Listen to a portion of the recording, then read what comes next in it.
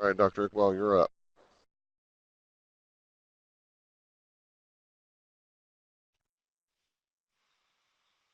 Great. Thanks, Jeff. And thanks so much for the invitation to present here.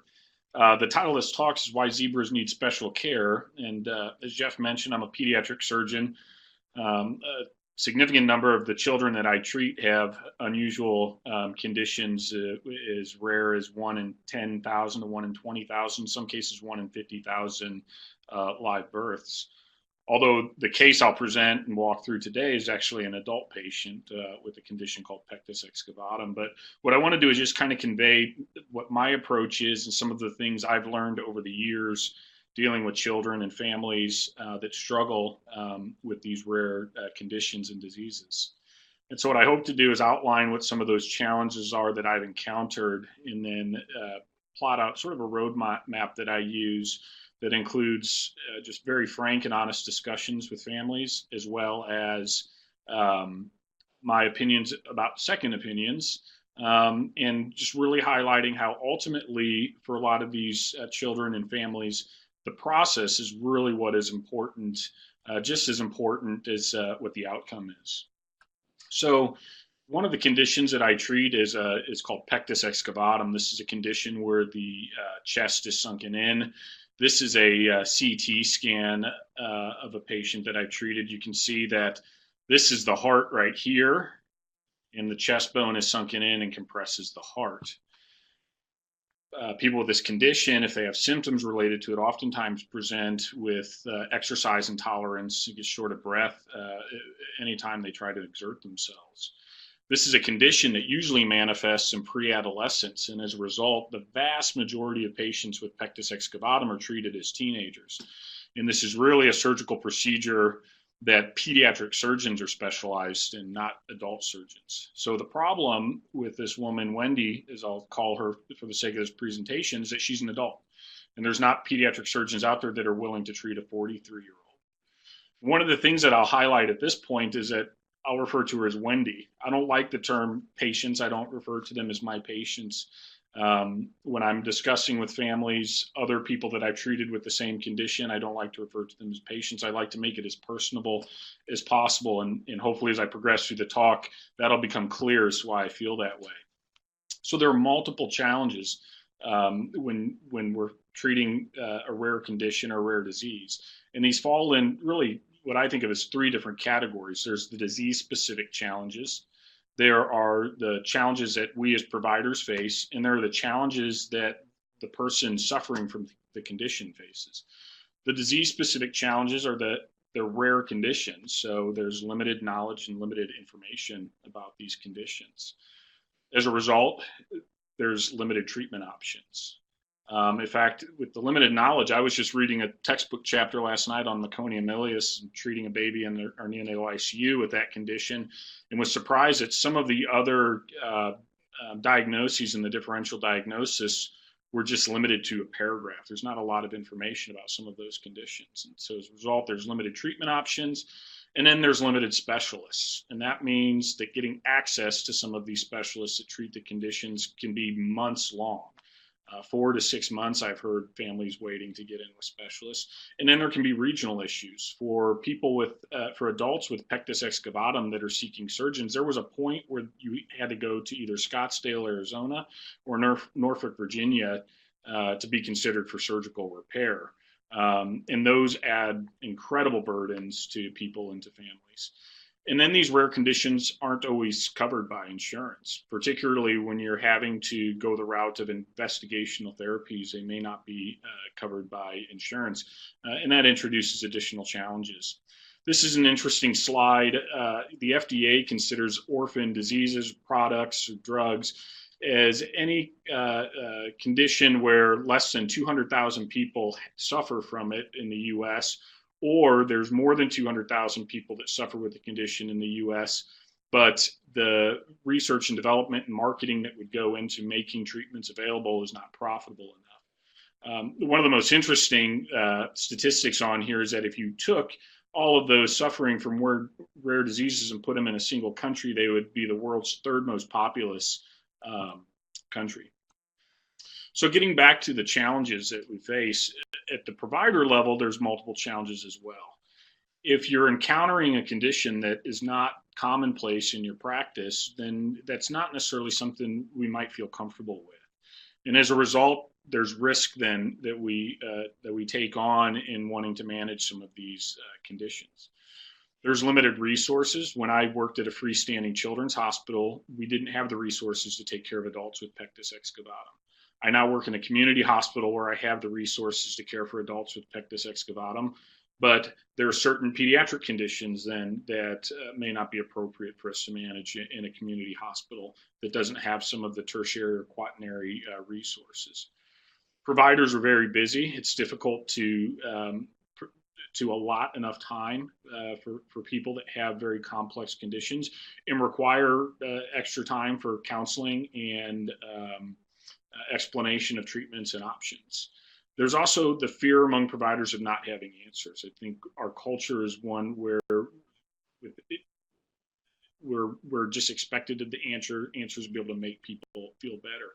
And we need to get to a point where we feel comfortable saying we don't have all the answers. And again, this gets back to the process. It's not necessarily about what the outcomes are in every case, as long as we walk them through the process and are supportive of that. For Wendy and other people suffering with rare conditions, there's clearly the impact on their quality of life and the impact on their health. In a lot of cases, they're either misinformed or they feel sort of neglected or forgotten by the healthcare system. In Wendy's case, she was told the ship had sailed, that she was not 18 or younger anymore, and so nobody would operate on her.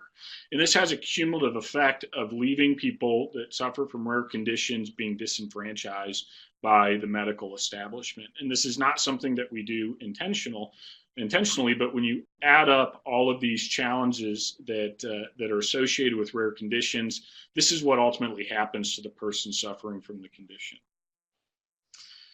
We live in a remarkable age in terms of the availability of information. When I was first exposed to the advancements of the internet, it was a bulletin board and posting on, similar to some of the chat rooms that we have now.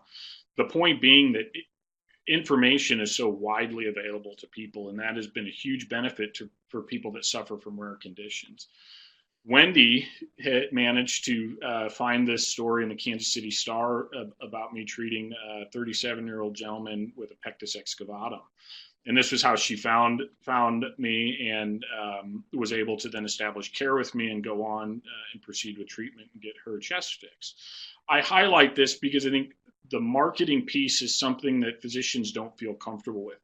I have a number of colleagues that when they see me in the newspaper or on a short blip on the local news station promoting some new therapy that we're offering in this community, I oftentimes get equated to the Doc Hollywood persona here. But it's a very important thing that if you're treating rare conditions, patients need to know that. They need to know where you are. As many as 2/3 of people will go to the internet before they choose a specialist or choose a provider. And so relying on just referrals from other providers, I think really contributes to additional disenfranchisement for people suffering with rare conditions. They can't find the specialists that are willing to treat it.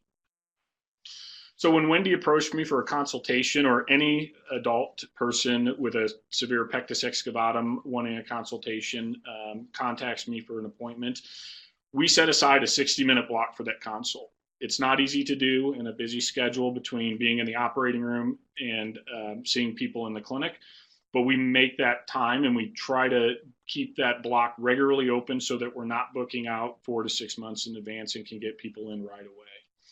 We have protocols for what additional diagnostic workup would be necessary in terms of additional consultations, imaging that may be needed. This is all based on us reviewing everything that's been done up to this point from other providers or at other hospitals or institutions. Working up an adult who's coming to you complaining of shortness of breath and chest pain is very different than a healthy 16-year-old, and there's considerations with that are very specific to this condition. And then we have our treatment options outlined in advance for people, whether it's the surgical treatment, some non-surgical treatments, Um, and I highlight here second opinions because for every person that comes into my clinic with a rare condition or disease, I always recommend getting a second opinion. That is not something that very many people take me up on, but I think it's a very important part of establishing a relationship with families and people seeking your expertise. I think it's almost an element of transparency that people, in my experience, have grown to appreciate. And I think this picture really highlights why a second opinion is very important. For those of you looking at this picture, you might see an old woman with a scarf over her head. She has dark hair up top with a feather coming off. And others of you might be looking at this and you see a young woman whose head is turned away and is looking away from you. I am always amazed at the number of children that I get through my clinic that have been labeled with a condition, and within that same institution, despite multiple visits, they're just told the same thing because everybody is looking at that child or that person through the same lens. And this is why a second opinion is so important, at least in my opinion and in my experience, is that sometimes you just need that second perspective.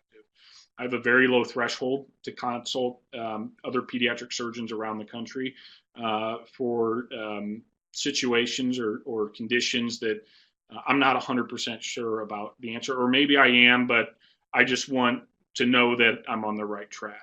And so I think second opinions are very important just for that reason. It's not that you're incapable of doing something. It just has to do with opening up that door for people.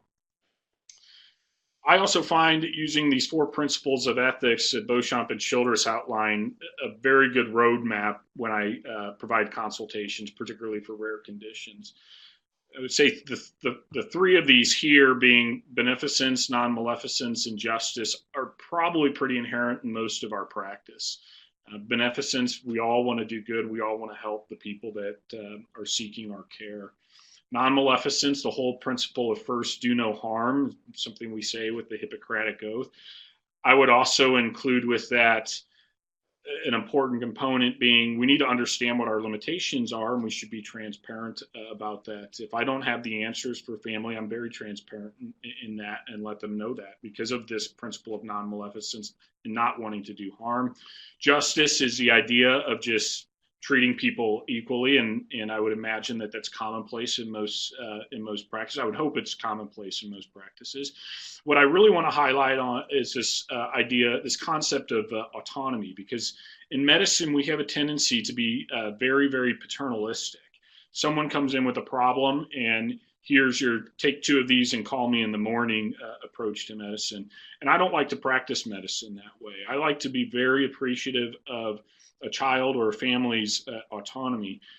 And my approach to it is to engage them in their health care and become a partner with them. I view my role as a healthcare professional to provide the options to an individual as this is your problem, these are the ways that it can be treated, and let them make that decision autonomously. And so that requires a very honest discussion. It has to be a 2-way discussion. This is why we block 60 minutes out for the adult pectus people that come into my clinic. It's a 2-way conversation. It's me providing information, but I also need to understand where this person is at, what their concerns are about their conditions, what their concern is about their condition, and what their goals are. In a lot of cases, it's not about hitting a grand slam. For some people, getting a 30% improvement in their quality of life would be a dramatic change for them. And in some cases, that may be a realistic goal. But you can't get them to that point if you don't understand that that's where they want to go. And then that really helps guide what would how are we going to outline this treatment plan. I'm also very frank with families and people that come see me for consultations, maybe too frank, but I don't like to sugarcoat anything. I don't like to make promises or set expectations that are not realistic. And I think also you have to understand it's a dynamic process, and that really needs to be conveyed to people that are seeing you or that suffer from a rare disease. It's not in a lot of cases, going to be an overnight fix. The initial path that you take may not work. Something may change, and you have to be flexible in that and be willing to go down another pathway. And so that's why I like to highlight that the process in a lot of cases can be just as important as the outcome. And I think if you follow that sort of roadmap and engage people, understand what their goals, what their concerns are, is where they want to go, and make them a partner in their own healthcare, you can achieve a great outcome. And again, understanding that that process is very much a part of the outcome for people. So, in conclusion, when we're treating people with rare diseases or conditions, I think understanding the challenges is where you got to start, and identify those challenges so you can start knocking down those barriers. And if you understand that many of the challenges lead to people feeling disenfranchised from the medical establishment, you can approach it in a way that re-engages them with the medical establishment and re-engages them in their own healthcare and their healthcare decisions. And you do that by avoiding paternalism. Understand their goals, where they want to go, and engage them in their healthcare decisions. And that requires an honest discussion, understanding what your own limitations are, and don't ever hesitate to offer a second opinion if you're unsure. And so with that, I'd again like to thank the Rare Fair for the invitation to give this presentation. It looks like Eden has a question there, and I'll go ahead and respond to that here. And then please shoot any additional questions or comments that you have. Maybe there's some advice or tips you have that you can share with those of us that are here in the virtual room right now. So Eden, the number of rare patients that seek me out, I probably see 10 to 15 cases a month that cover an entire spectrum of things. For adult pectus excavatum, I see about 2 or 3 new adults a month that want an evaluation. I also offer a lot of phone consults because of the limitations of surgeons that treat pectus excavatum.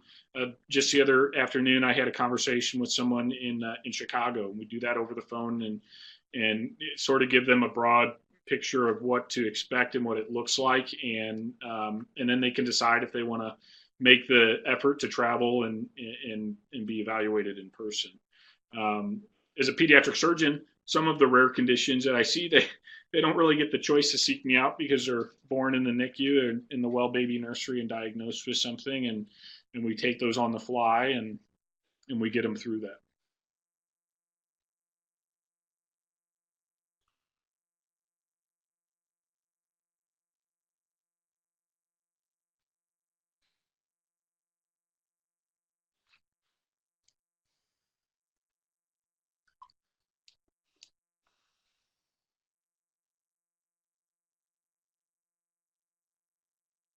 So Eden has a question on there. I don't know if you've all seen it. What can rare patients do to help make your job easier?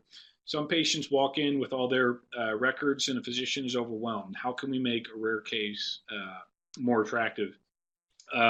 It's an excellent question. Certainly, as much time as I can have to prepare for a challenging case is better. And so I like to take a lot of time looking through actual images from a surgeon's point of view.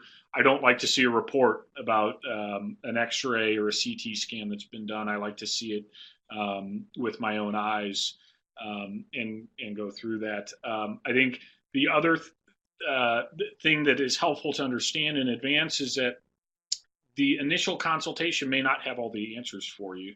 And it goes back to this idea of it being a very dynamic process. And it may take multiple visits and multiple redirections of the pathway that the care is going to arrive at a point that the person is satisfied with. And I think some of that onus then falls back on the provider in terms of setting realistic expectations as opposed to setting unrealistic expectations.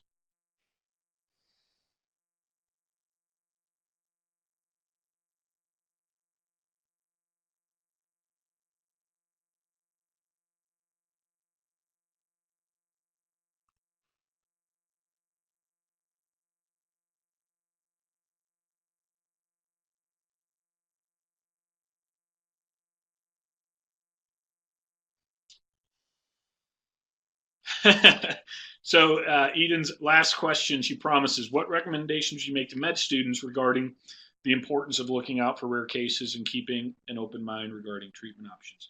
Well, medical students are probably in the best place to be thinking about rare conditions because it's constantly on your mind. I think medical students are almost um, trained to be looking for the zebras in the tall grass. But um, I think for medical students, there's more of an emphasis on bioethics in medicine right now. Certainly, much more than when I was a medical student. In fact, I went back just about 2 years ago and took a pediatrics bioethics course because I felt inadequately trained in understanding bioethics.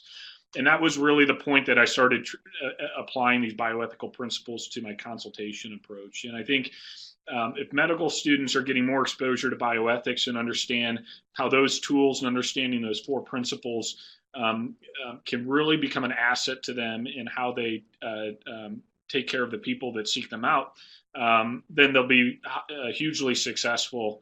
They'll be much more empathetic and compassionate, and they'll be much more effective clinicians.